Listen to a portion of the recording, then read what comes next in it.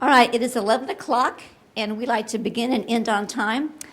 I had my self-regulation and self-efficacy skills challenge this morning when they told me that, oh, by the way, you're going to be taped. I said, awesome. Wish I would have known. I would have, back of my head would look a little bit better. But we'll make it work because, you know, we are special educators and we are nothing flexible. So we'll kind of get started. My name is Mary Beth Shear. I am the Special Education Improvement Consultant for the Central area there in Warrensburg. And I am so pleased to be presenting to you on assessment. I am kind of the comic relief. The heavy lifter of the day is my good friend Jenna Locke. Jenna is the transition teacher in Marshall, and she's a transition liaison, and she makes me look good, which is kind of hard to do sometimes, but she is amazing, and she has resources, and she is just a font of knowledge, and ask her for her Google file. It will change your life. So you'll get a chance to kind of hear from her. We're going to make sure this works. I had a magic thumb before and it worked. Oh, you switched to this one. Okay. You might have to point it back there. I point this way. It's good. All right. Again, always have some group norms. Again, the idea is that we're going to start and end on time. We have lots of information to get through. Because we are all on TV, we'll ask you to limit side conversations. If you have questions, though, please ask. We will run back there and give you the microphone because, again, if you have a question, probably somebody else does. And if you think of something awesome that you do, please share. We learn best from each other. So we want it to be as interactive as possible. These are our objectives. We're going to review the need for transition assessment. We're going to talk about formal and informal transition assessments. And we're going to, if we have time, review how to write transition assessment summaries. And again, Jenna's going to share lots of free transition resources. Free is her favorite four-letter word. And she uses it freely. All right. So we have a survey. Jenna, you want to tell them about the survey? This is new. Okay. As I said, we found out this morning when we walked in that we were going to be recorded. This is the first time I've been on a microphone. Sometimes dangerous to give me a microphone. So if you would go to the survey, I know the bit.ly link they're kind of off with the way it's being presented, but we're going to roll with it. So I do have the other bit.ly link and then another QR code that you might see if it'll work. If you would just go to questions, we just kind of want to see who we have in our audience. And normally I pull this up on my computer, but he is running the computer back there, so I don't have that ability, but I am able to pull it up on mine just so we can kind of see who we got. And right now we only have 3 people answered, and I know we have more than that in the room. The bit.ly link will not work.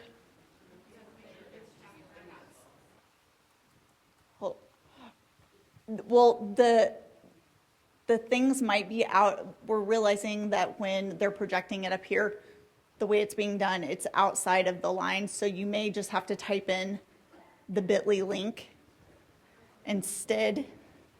And if you type it in exactly like it has, it should work. If someone can verify. Yeah. Yeah, if you have it opened on your computer, you should be able to click on it. Or if you, on whatever device, fingers crossed. I'm usually the one presenting, so I can kind of troubleshoot, but Larry is being very, very patient with us since we, found this out. He didn't know that we didn't know, so. And by the way, this is like a free survey site. So if you need to use this in your classes, very, very handy to get some instant feedback on anything. All right, so lots of SPED teachers, lots of special education process coordinator directors. Ooh, I have 2 building district admin. Interesting. All right. So I've got a handful that are brand new to transition. I've got I've heard about it, but never really been exposed. Lots that are familiar, but would like to see what's presented. Hopefully we can do some good. And one very honest person, I'm just here to fill this session of the conference. I've been there, I've done that, that's why I put that on there. All right. Well, thank you for sharing with us kind of where you are. Again, if you are new to transition, you'll see Jana's email address. Please hook up with her. She is a transition liaison, which means that she is living and dealing with transition in the Marshall Public School, but she also has a contract with DESE to provide assistance. So every area has a transition liaison, and those folks are wonderful. They have lots of information and can really work with you well. All right, so thinking about why transition and transition assessment. We're here today not just because it's really a good idea, even though it is. We're talking about transition assessment because it is the law. It is what we have to do. When IDEA was reauthorized back in 2004, transition planning became a reality. And the idea is to focus on helping our kids make that transition to facilitate their post-high school outcomes better. And really, there was a reason, because research indicated that students in special education were not being very successful post-high school.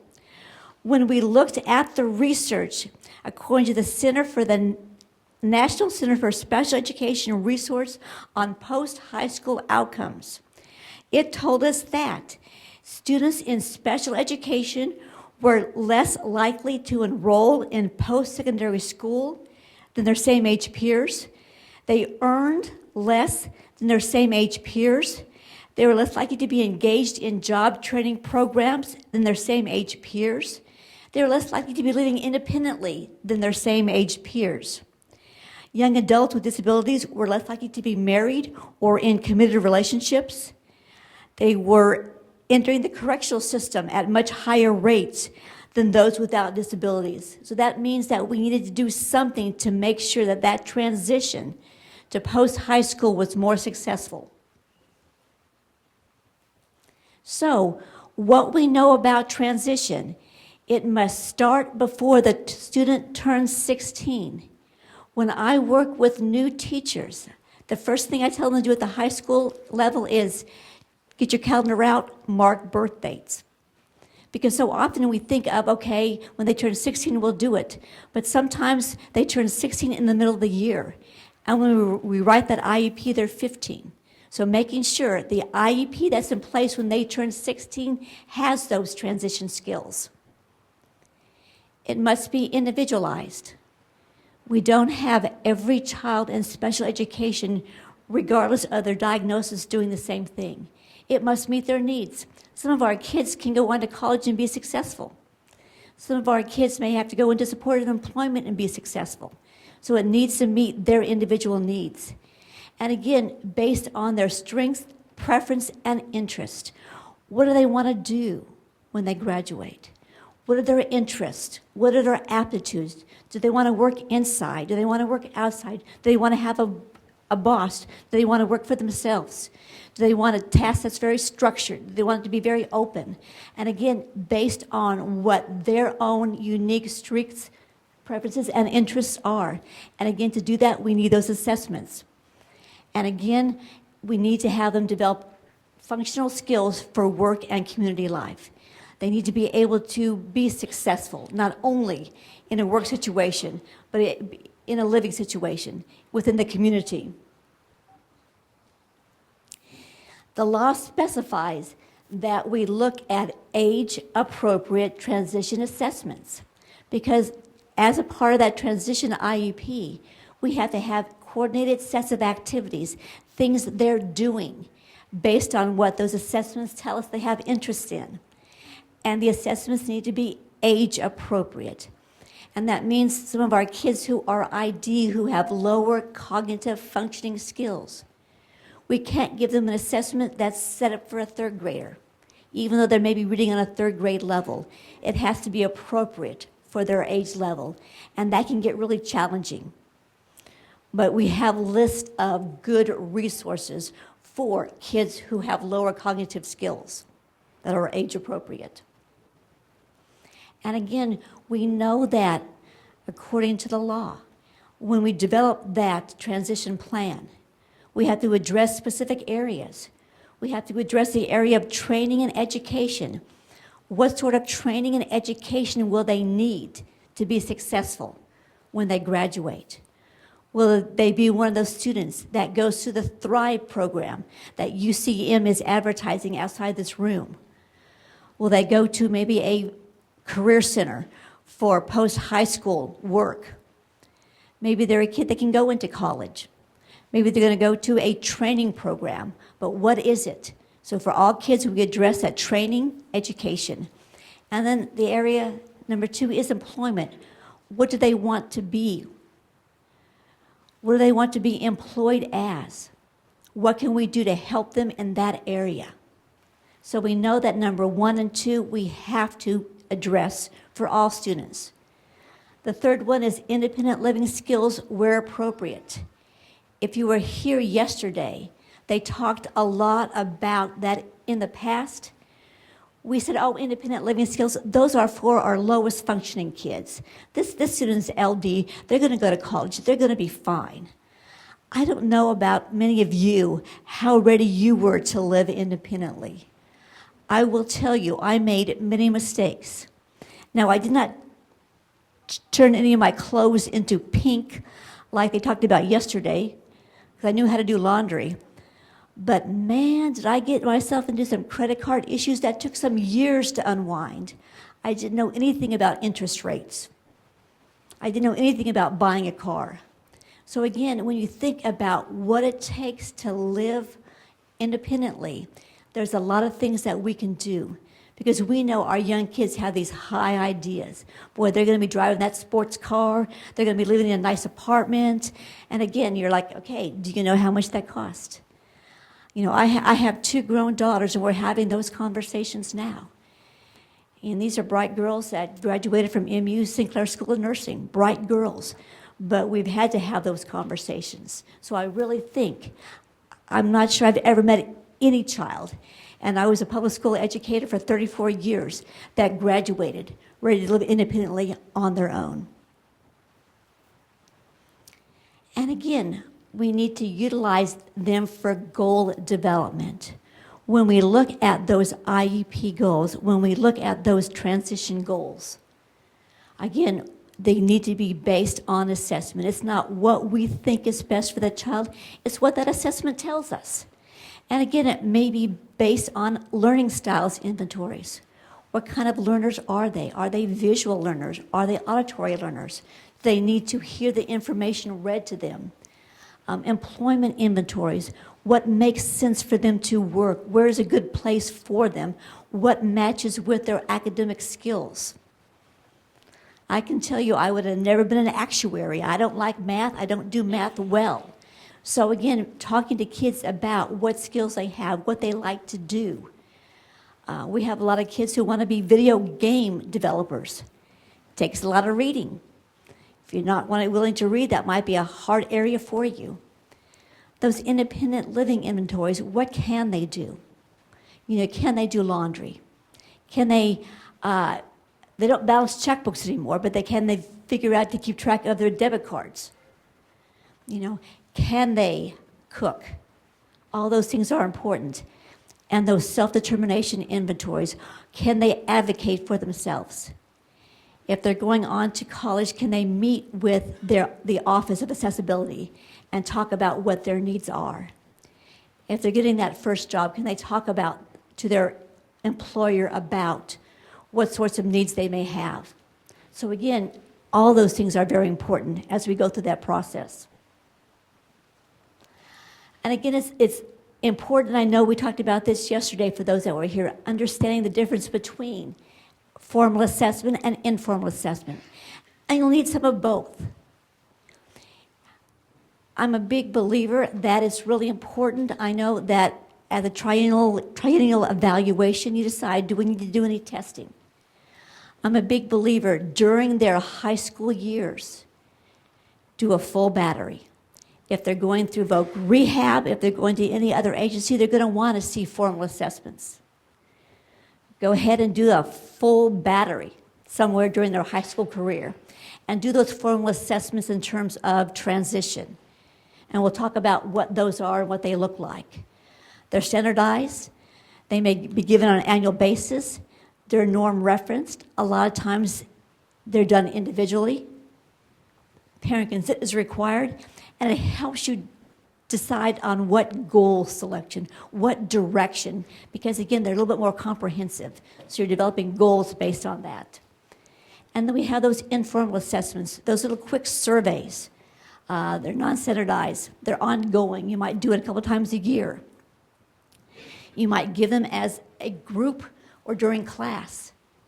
They don't require parent consent, and they help support the goals. Yes, I think that a goal of becoming a mechanic is a good one for you because it indicated that you like to put things together, you like to take things apart based on this survey. That does make sense. That's not how I'm deciding the goal, but it's helping me support. That's probably a pretty good goal for you. So we're going to do a little bit of a deep dive onto formal assessments, kind of talk about some of those. We've got some examples up here. If after it's over you want to see them to kind of see what they look like, because unfortunately many of the formal assessments, there's a price tag attached to them.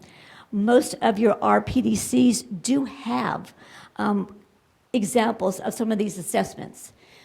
They might be willing to share with you so you can kind of look at it before you decide whether or not you might want to purchase it.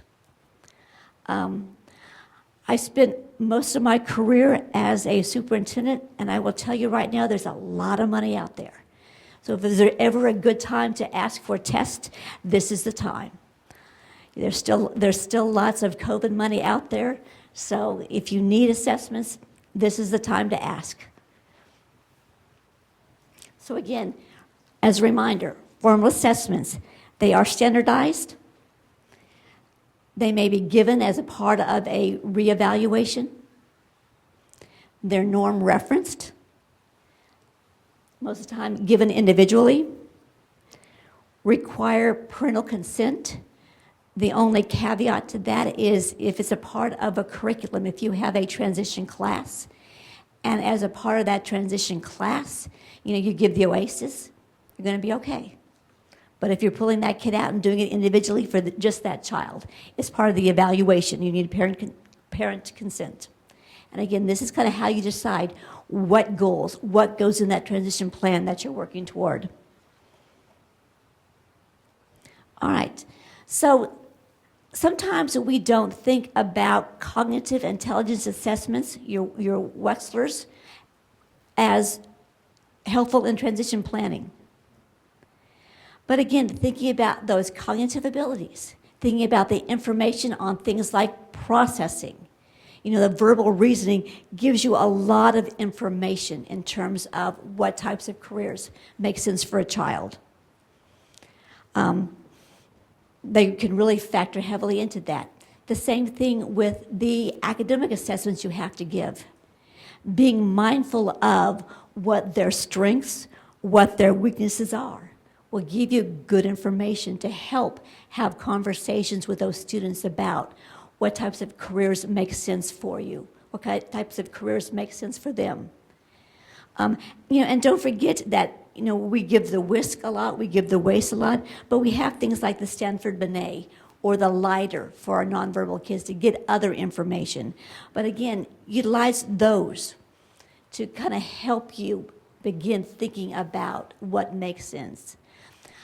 There's a lot of information on there that can kind of help you make some decisions and have conversations with students as far as what careers make sense, depending on what sorts of skills that they have. Again, voc rehab most oftentimes are going to want a IQ test within the last 3 years. If they are going on to a college, Again, if they're going to the Office of Accessibility, they're going to want to see some recent information.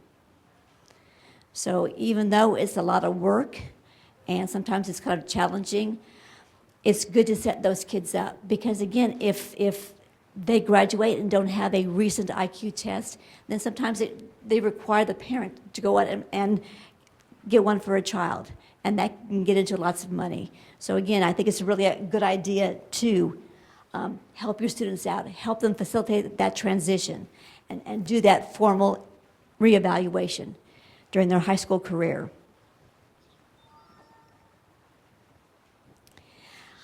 There are things that are maybe going on in your district already. Most schools are required to have an assessment plan. Find out what's in your assessment plan. Most schools give the ASVAB someplace in high school. That can give you a lot of really good information about what sort of vocational aptitudes a student might have, what sort of careers that might make sense. They don't have to be necessarily armed force careers, but it will tell you things like verbal, math, science, technical. Everything from how they can comprehend a paragraph to understanding electronic information. Again, that's good information to have to help kids kind of make some decisions. I will tell you too that if you, in your assessment plan, and again, it's a requirement that all schools have assessment plans, if you give the ASVAB to all 11th graders, if you have a student in 11th grade, either they take the ASVAB, or if they have too low of a cognitive functioning, you need to be able to give them something that measures what the ASVAB does. So it's ever in your assessment plan that's given at a specific grade level. Your kids in special education are required to take those tests also. So it's always a good idea to know what's in your district assessment plan. Usually the school counselor is the one person that would have access to that assessment plan. Again, if you have the ACT work keys, again, good information about what they need, what they have interest in. It'll give you information about career areas of interest. Students who scored high in math, these are some areas of interest that you might have. So there's a lot of information on tests that may already be being done for you that you can pull from. The Occupational, another college placement exam, again, it will give you information about what their strengths are, what their areas are. So again, look at those areas. ACT work keys will cover things like applied technology, business writing, those sorts of things that may be areas that you have kids who have an interest in. So you've got so many things on your plate. Use what's there. Use what's already being done for you. Okay, so if you look always in the slide up in the upper right corner, you'll see either a $sign or Jana's favorite word, free. So you'll know, whether some of them are cost or some of them are free. And some of these are ones that have a cost. Again, probably now more than any, there is some money available for things like that one. The Transition Planning Inventory is a complete kit, has lots of really good information. There are several additions that you can give. You wouldn't have to give all at the same time. Or you can kind of pick and choose what makes the most sense. There are student preference and interest forms, both kind of the basic at a lower level and more advanced. For kids that are closer to leaving school, you might give a basic to your freshman, sophomore. You might give the advanced to junior and seniors. There are things that the family can fill out, home interest forms. But there's really lots of information in terms of getting data. If you have students that have more significant needs who are on the autism spectrum, there are forms for students who may need that type of form. And there's also the summary of performance exit form, because we know when our kids get ready to graduate, we have about 90 days between the time they graduate to get their summary of performance form. So there's information that you can kind of pull to utilize for that form. So it has a lot of good information. There's some online resources that go along with that.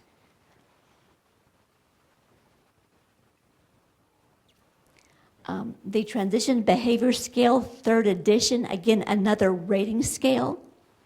2 forms. There's a school form that you can fill out, and there's a student form where the student kind of does a self-reporting. And again, it's going to give you information about kind of types of work-related skills. You know, what sort of work might I be interested in? What are my interpersonal relations? Because we all know that we have kids that probably don't need to work in big groups. That, you know, they're very quiet, they're very reserved, they might not have good social skills, and they're the kids that maybe will work better alone. And that's certainly good to know. So again, it kind of looks at those sorts of areas. Because we know that if you talk to employers, they will tell you that the number one reason that people get terminated is not because they can't do the job. It's because of those social skills. So it's important to understand, and they understand, you know, everybody's got their own way of dealing with those things, and it's okay. It's okay if you work better alone. That's just good to know before you start thinking about careers. So being aware of those things is really important. And again, it talks about, again, you know, their readiness skills in terms of being able to manage their emotions. Again, lots of good information in this area. Again, the social community expectations. Again, what do they want? You know, you have kids that maybe want to be able to get out and do lots of things and socialize and go lots of places. You've got kids that are homebodies and they're happy to stay at home. So having those conversations about, you know, where do you think you might want to live? What sort of things would you like to have in your neighborhood? What types of things do you want to participate in? Again, lots of information to help them guide what makes sense for them. Because it's not just the job, it's the environment around the job also that's important. All right. We have the Enderle-Stevens Transition Rating Scale, the ESTR, which is another type of rating scale. Again, if you notice, there's a small cost to that one. None of them are super expensive, but it provides you with transition assessment instruments for your kids with mild disabilities to kids with more severe disabilities. Again, you have parent forms to get information from the parent in regards to kind of how they function at home. There are 8 different forms available. There's a Spanish version. Again, they go from the mild to moderate to more severe. The cost is, again, you're doing it kind of a per packet cost, and that's a $20 per packet, and that gives you all the forms. And again, you might need different forms for different kids. So you might be able to use that same packet for more than one child, but the idea is it kind of gives you a complete packet. And then there is a book that you would have to pay separately for, but the book is more of a technical manual, but it also provides resources, ideas of how to bring in activities that relate to that child. It also really focuses in on making sure you're complying with the federal law. So again, the book is $24.95. It's a little bit separate also, but again, it's a valuable resource. You really don't get the full use of the Enderle-Stevens without the book also.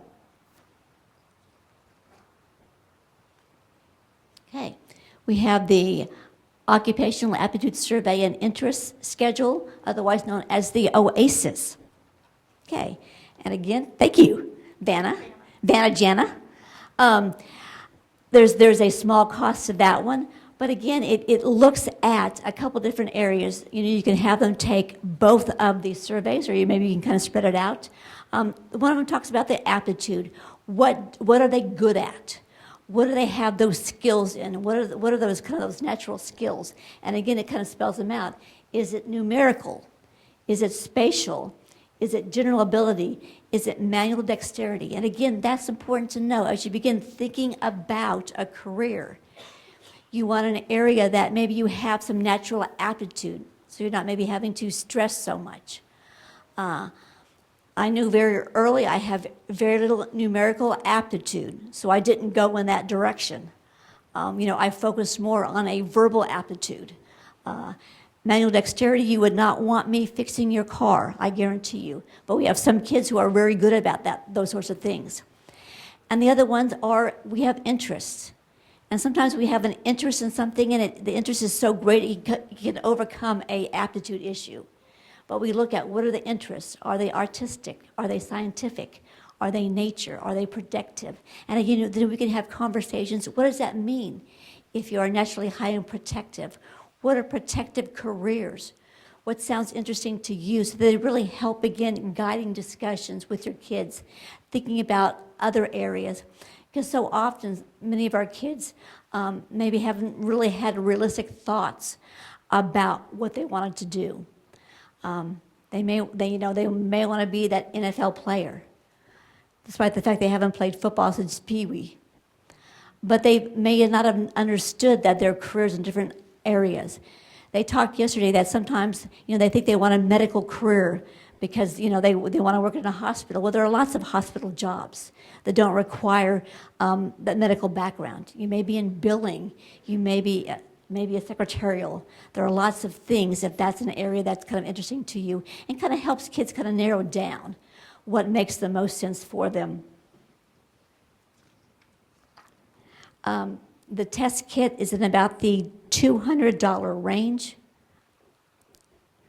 And again, most of your RPDCs may have some of these that, again, they're willing to kind of share if you want to take a look at it and just kind of get an understanding of what it is before you invest in that area.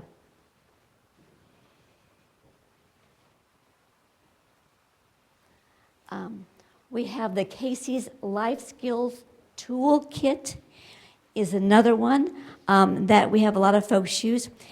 Now, having some awareness of this one is that it was designed for kids in foster care. So again, some of the information in there may not be applicable or practical for the kids that you work with. It may ask questions that really you don't really need to know the answer to, but it really gets a lot of good information about your kids. It's a free tool, and it talks about what behaviors and competencies kids are going to have. It covers areas such as maintaining healthy relationships, and we know how important that is for our kids. It talks about those work and study habits. It talks about using community resources, getting involved in those daily learning activities, budgeting and paying bills. So again, lots of areas that our kids are going to have to navigate and be successful in to be able to live independently or semi-independently. Another free one that is available is the Choice Maker. It's a curriculum reference tool, so there's an assessment tool piece, and there's some curriculum that goes along with it. And again, it assesses both middle and high school students with mild to moderate disabilities. So again, I'm a big believer in that even though the law says you start transition at age 16, doesn't mean you can't begin having those conversations at 14. If you're having to do a 4-year plan, course of study for our kids, if they're having to do ICAPs now in 8th grade, you got lots of information to start those conversations. You've got lots of reasons to begin having kids think about what they want to do. And again, it kind of will work with you. Again, they will fill out a assessment. There's a kind of a 5-part Likert scale where they'll talk about just different skill and opportunities for students. And again, kind of helping them begin thinking about what they want to do, what their interests are. And they can kind of begin, thinking about choosing goals and working toward that goal. and taking action. If you were here for the social emotional learning, that's self-regulation right there. Again, helping our kids move in that direction. If you have a goal for a career, how are you going to begin working toward that goal? So the curriculum and the assessment work very close together. It can be accessed on the University of Oklahoma Zorro Center, and Jana will take you there because that is a wealth of really good information. And again, free. Free, free, free, free, free. We love free. Yeah, free is good. Free is good. Another one is the American Institute for Research Self-Determination Scale, or the AIR scale.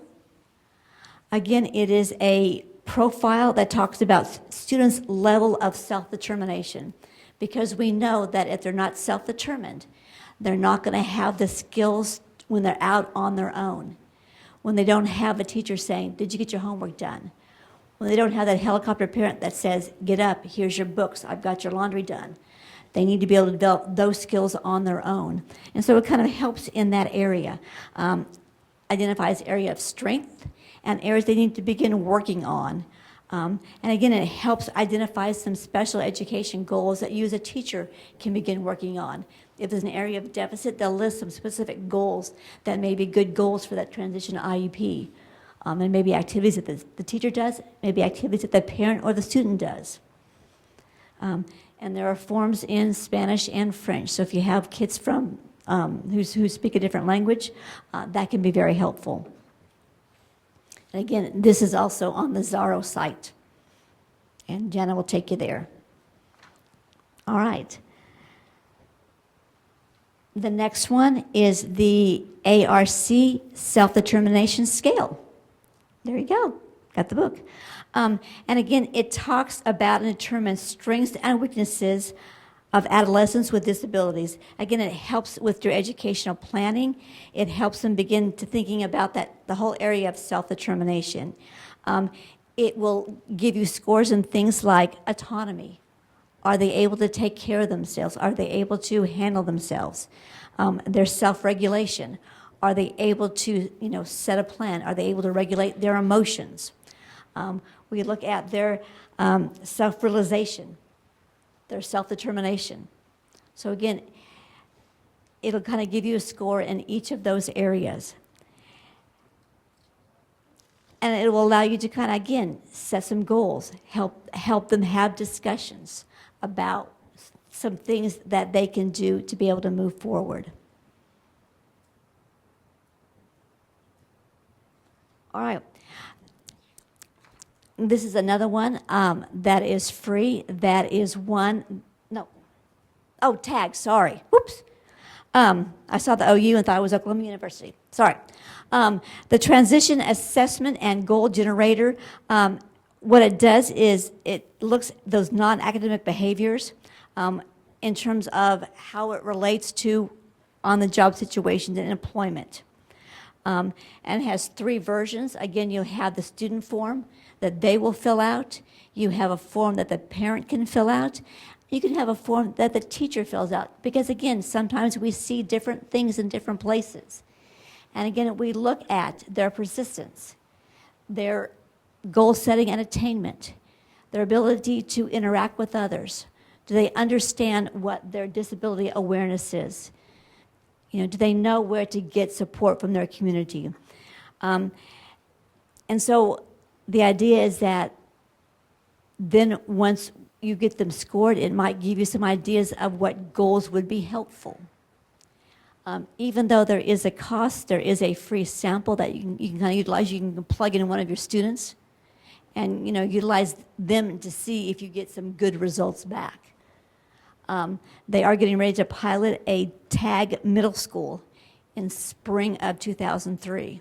So those of you that also work with middle school kids, again, there might be some information that you can get to kind of begin working with kids in that area. Do you want to say anything? Oh, okay. Me. Oh, and the cost is, I think, $3 per kid on that one. My turn. All right. And I got told to hold the microphone closer to me, so I'm going to work on that. All right, so informal assessments, and there's a lot of overlap between formal assessments and informal assessments. What's what, when do you need parent permission, all that fun stuff. Best practices, when in doubt, get parent permission. I'm gonna go over here. Just, CYA, we're all about that. So get parent permission. Trying to think if there's anything else. Oh, she's handing out my card. Okay. And all of our contact information, I think, is on slide 68. And don't panic because there is like 100 and something slides in this because we have a lot of information. And the first time we did this presentation was 3 hours long. So I have a lot of information and I'm gonna try not to talk super duper fast through the rest of this. However, you guys have everything. So feel free while I'm talking, look through it just to see if you have any questions. I'm going to try my best at the end to give us a little bit of time. However, I hate being the presentation right before lunch because I know where everybody's mind is, probably the same place mine is. So I'm real, I'm a realist. She's the elementary teacher, I'm the high school teacher. I don't sugarcoat, all that fun stuff. So, all right, informal assessment. So student interviews, observations, questionnaires, you can do them a variety of different ways. I'm a Google fanatic. Ashley's like laughing. I think that's probably an understatement. I was Google before Google was a thing. So I do a lot of stuff on the computer. And COVID, I know everybody hates COVID, but it forced everybody to go digital. And I'm like, hallelujah. So various methods, computer, you can do it orally, just sit down and have a conversation with the kid. You can have your questions written out, what you want to ask them. Paper, pencil. Another fun little thing is to go on Teachers Pay Teachers and just type in IEP transition and then put in the free price, and you can sometimes get deals on stuff that teachers are running. Sometimes they'll run little specials, they'll make it free for a couple of days or something like that. So there's first tidbit. All right, so informal assessments for transition planning, and I think it's in. They do updates, as you know, all things do. So this is the old one, but they've come up with a new one that's all digital, so you can get the access code or the ebook. Tons of assessments in it that you can just copy and give out.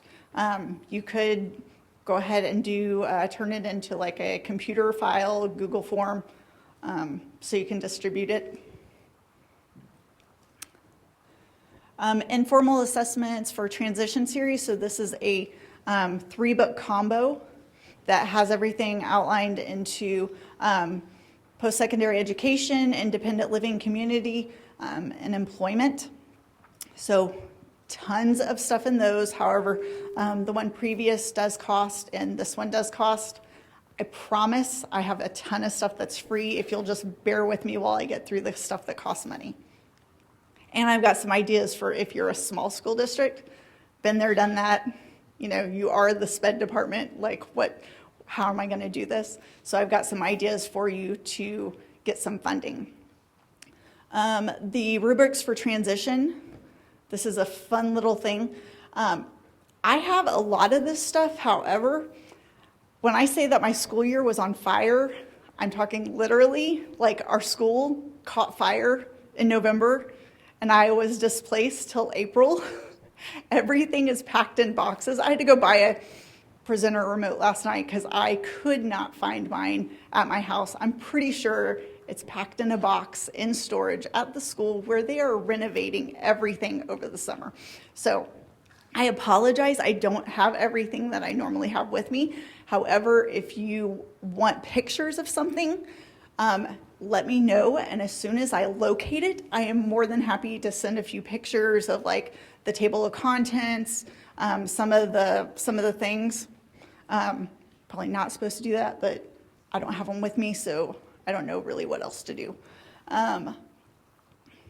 So This is a brand new one. When I say brand new, she just got it published, I think at the end of last summer or last fall. Her name is Rachel. She is a SPED teacher from California. I've corresponded with her because when I found it, I couldn't find a whole lot of samples and stuff. So I'm going to upload some samples to my Google Drive just to show everyone what it is, because brand new. She was a SPED teacher, kind of came up with her own thing, started going to conferences, people started asking her for it, so she decided to make a little bit of money off of it. Very, very doable. So this one has four different levels. So you can start at grade 8. So they've got the grade 8, 9, 9, 10, 10, 11, 11, 12. Okay, it's got the student interviews, questionnaires, rubrics, goal banks, because I know everybody's got IEP goals down pat, but we can all probably use a little bit of help. Okay, free. So I know that there's a commercial, I can't think of what the product is, where they're like free. That's me, I love free. I hate putting in a requisition for something because it takes a million years, it feels like, or I put it in, I wait for it, they come back and they're like, sorry, we don't have the money, I don't know that we can do that for you. So I have made it my life's mission over the last 20 years while I've been teaching to find as many free things as I can and to share them with everyone. So life skills, strengths, needs assessments reporting form. This one is available on Missouri Department of Social Services website. There's a lot of stuff out there that people just don't know about. So they use this for something, but there's a lot of little categories and information on there that we could steal for what we need it for transition planning. Larry, am I moving too much for you? Okay. I pace, and if anybody sees, I don't have shoes on. I cannot do shoes while I do presentations, and I have the most ridiculous softball coach tan line ever on my feet. So yeah, that whole reel, I keep it real. Okay, so there's 2 forms on here. I've had a little bit of trouble with some of these links. I did go through this past weekend, and I tried to double check all the links because companies love to just change a little component of a link. If you find a link doesn't work, please email me so I can get it fixed within the presentation for everyone else, and I will get back with you with the correct one. So they have these 2 forms, the life skills, strengths and needs assessment guideline questions, and then a reporting form. And I tried to put in screenshots of everything so you can see at a glance what everything looks like. Study habits. So 2 versions, there's an online version of this, there's a print version of this. Go with the online version, make your life easy. However, you could print it off, put it in the student's transition portfolio, whatever works best for you. And keep in mind, so I know a lot of times we say you can do this within a class, you can do this, as part of a group and stuff. Think about like personal finance, or if you have a general study skills class for kids, health class, you can do some of the health assessments. Work smarter, not harder. Try to work with some of your other teachers to build this into their programs. Some teachers are awesome and willing to do it. Some teachers are like, not my problem, you're on your own. It is what it is. But try, some of the other teachers might not even know some of this exists. So you might need to share it with them. All right, what kind of student are you? I'm glad I didn't take this one when I was in school. Would not have been a good thing. So it kind of just, a little self-reflection, gives them an idea, maybe they're thinking about going to college. This would kind of be a good starting point. Maybe it would give them some ideas of things that they need to do better or things that they are doing well that they need to continue. All right, learning style. So what's your learning style? Sorry, I'm gonna have to get a drink. I knew this was gonna happen. All right, so online version goes over the 3 Learning styles, I've got some other learning styles assessments in a minute. So sight learning styles, probably the more famous of them. If you do a simple Google search for sight learning styles, you're going to come up with a ton, but here are 4 that you can steal and use, and it's got all the information that you would need with them. Has anybody had any problems accessing the slides or anything like that, or need help? Okay, wanted to double check. Quickbook of transition assessments. If you're going to print this off at school, do it like 10 pages at a time so that you don't get yelled at and I don't get yelled at. It's 175 pages of transition assessments that are free. And like, no one knows about it. I don't know how. So yeah, so that's why I say, 10 pages at a time, do 10 pages of a morning, 10 pages at lunch, 10 pages after school, something or another, but fantastic. A guide to assessing college readiness. This is another good one if your kid, automatically, okay, what are you going to do after high school? I'm going to go to college. Okay, let's look at all the things that might be required of you when you go to college. So this is a good one that you could fill out. You could send it home, have the parent fill it out with them, just so the parent is aware. Maybe they're not college educated, so they don't know some of the things. All right, life and career assessment matrix. So they moved my original link for it, but then because I'm a Google goddess, I found it somewhere else, but it's embedded within another packet thing that I found from East San Gabriel Valley School. I don't know where that's at, but I stole it and I put it up there. So it's pages 6 through 22 on there. But then when I was looking through it, I found another little fun thing. It's a transition planning timeline checklist, and that's pages 27 through 30. There you go. Job site evaluation. So sometimes a kid says, I'm going to do this job, and you're thinking, okay, I don't know what all goes into that job, but I don't know that you have the skills for that job. So here are 2 forms that you can use to kind of look at the job and kind of do a task analysis of it. And then maybe talk to the kid and be like, okay, well, here's all the requirements that you're going to have to do. Are you prepared, or do you think that you can do those? Just for kind of a reflection, maybe there's components of the job that the kid didn't think about. All right, main transition assessments and resources. I steal a lot of stuff from other states. So 80 pages of transition assessments and resources. Self-explanatory. Lots of good stuff that you can print out and use.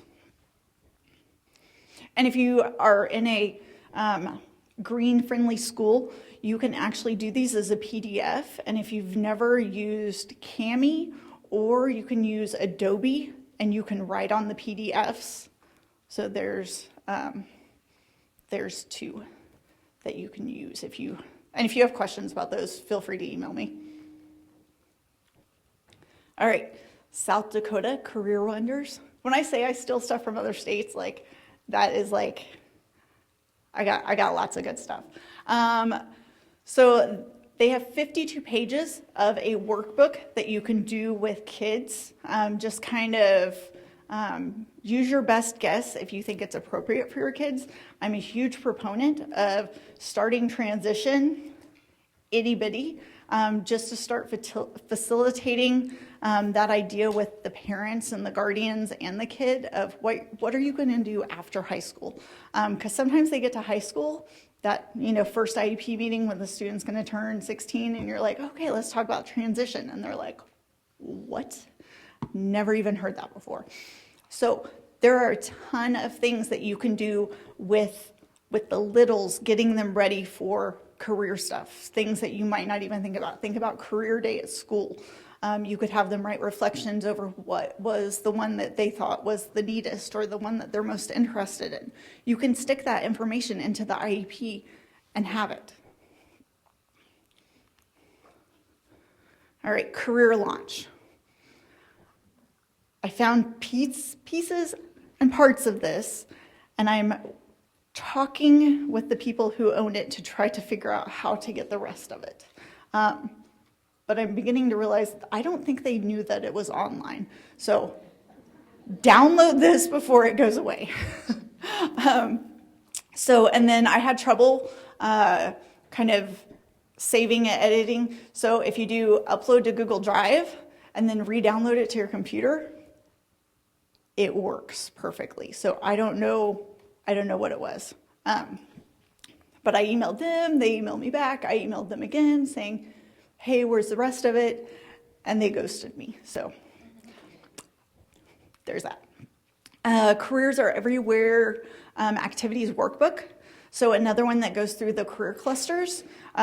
This would be great for your littles. You get a little coloring page, but you get a little blurb about the career cluster, and then you get to take a little self-reflection survey.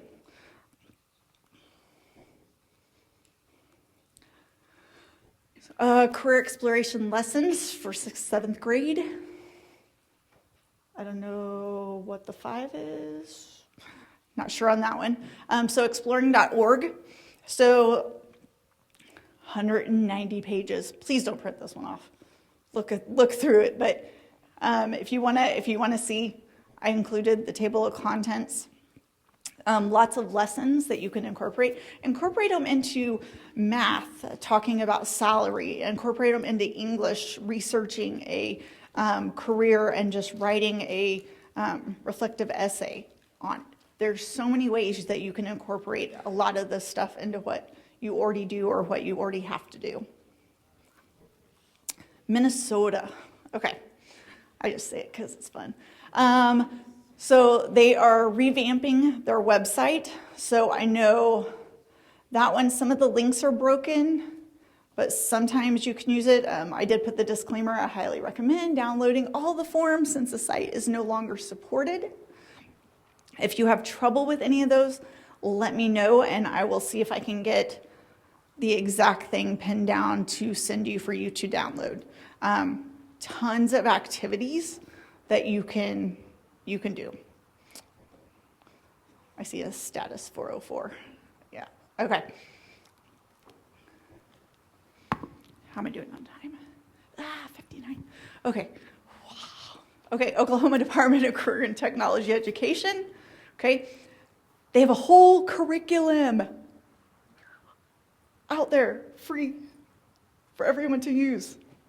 I think just people from Oklahoma are supposed to use it, but guess what? I found it. So career interest inventory, Pictorial. I know sometimes you have kiddos that maybe reading not the strong point. So I've got 2 of them on here. So this is one. And then I put my little borrowed from, don't even know where that place is at, but they have a lot of other great little resources, so click on that link. I get into rabbit holes a lot when I'm looking for stuff. Like I click, and then I click, and then I have to remember how I got there.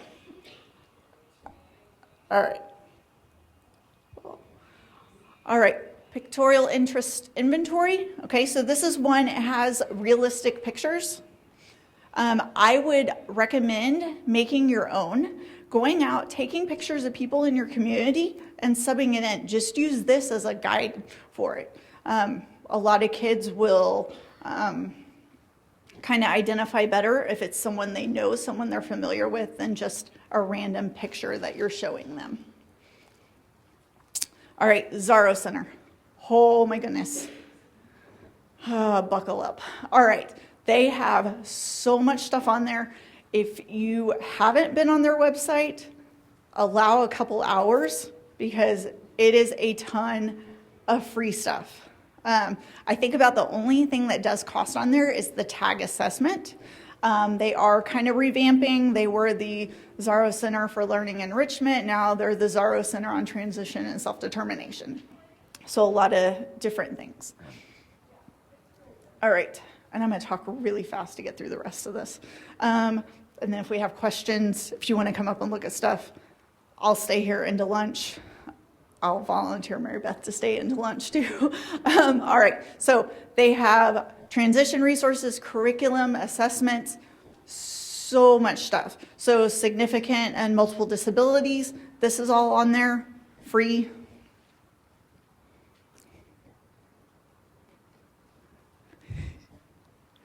If I go too fast and you don't get a picture, let me know and I'll go back to it. Okay, so independent living goal worksheet. I know this is kind of attached to everybody's whatever program that they're using. I think it's on SpedTrack. I know it's on Tyler SIS. This is the one off of the state website that they recommend that you're doing. Using this as a guide to help facilitate that conversation of independent living.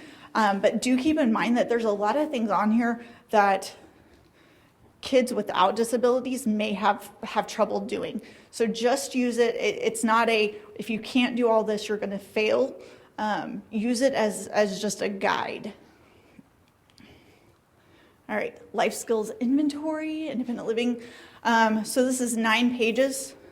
I forgot what state I stole this from, but it was from a different state. So it has all kinds of little lists and ideas and things that you could talk about. Maybe use it just to see what you need to work on with your students for one of your classes, or you could use it to help develop some IEP goals.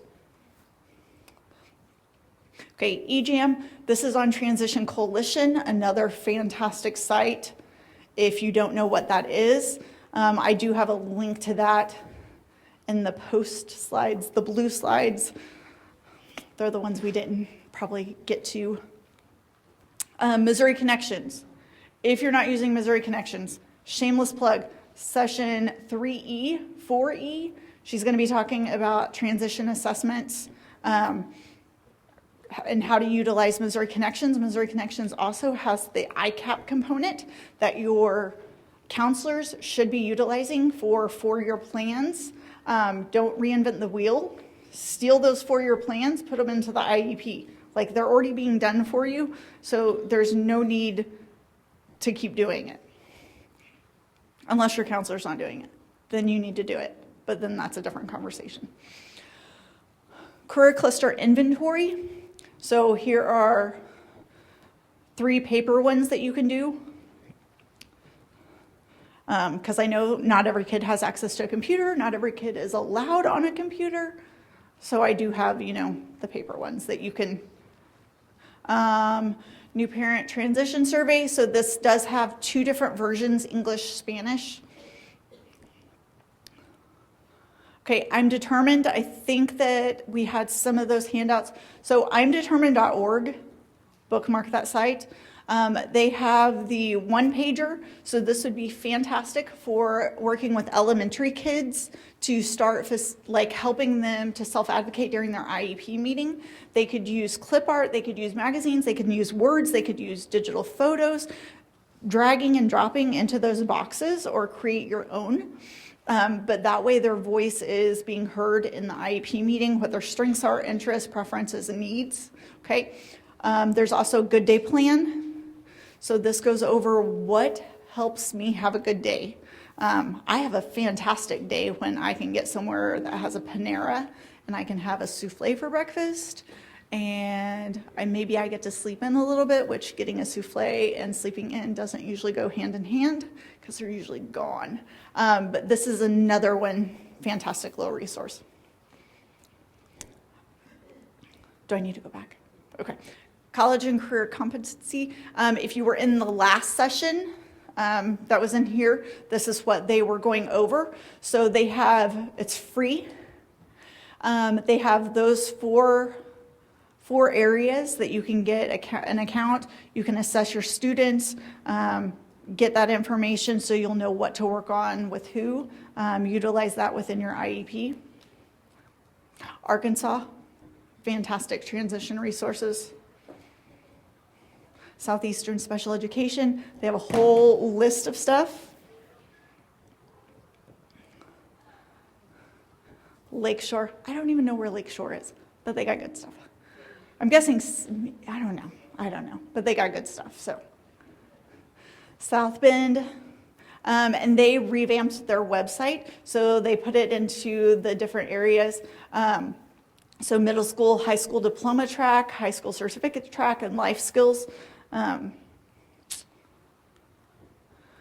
Wisconsin, okay, if you're not doing anything for assistive technology, they have a ton of things that you can use to maybe go through. I know a lot of times we get into the really, really bad habit of just marking, no, the student doesn't need assistive technology. But personally, I use speech to text all the time. In Google, you can have your Google Doc pulled up and you can do speech to text on Google Docs and it'll type it out for them. It'll also read it back to them if they need that. Lots of little assistive technology things that I think we take for granted that might need to be documented. All right, how to purchase a transition assessment, okay? So contact your RPDC, see if they have the assessment and protocols.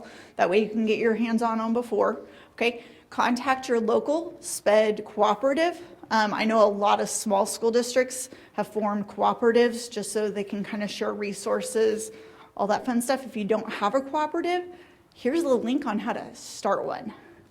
Okay, so somebody would just need to be the kind of the lead, and I think you just pull your money together and you can buy all sorts of things. So,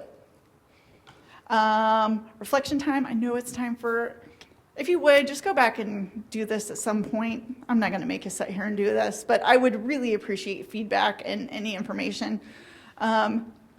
So, Mary Beth, my name is Jana, and I do kind of work for Moonlight for Desi as a transition liaison. So what that means is I get to go and assist you guys with whatever you need. You can email me. I will help you out in whatever capacity that is. And there is a QR code for my link tree.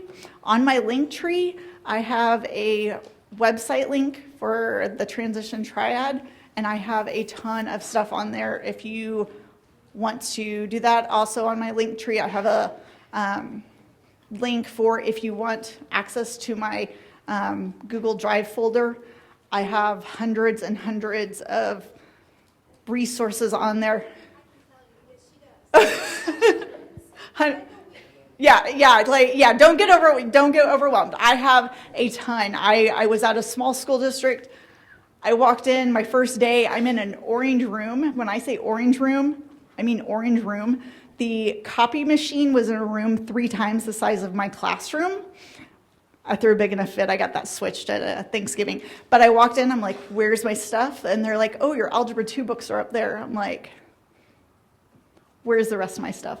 They're like, we don't have anything. So I spent years looking for stuff and searching for stuff. So I did the hard part. Just, utilize it however you want. So please take the survey that Tammy sent out. You probably have already received an email. If you guys have any questions, come see us. Please and thank you. Oh. And in your Google file, there are write-ups for the different assessments that are really helpful. I put a link on the bottom link. If you can get to it, I put a link for about 40 pages of transition write-ups. I mean, if you want to write your own, that's awesome. But I already have about 40 pages written up for you. So it's on, if you'll wait a second, I'll show you. Okay, so any questions? Come see us. I have cards up here if you want to get my card. Oh, I've got more. Okay. I've got more hidden. Okay.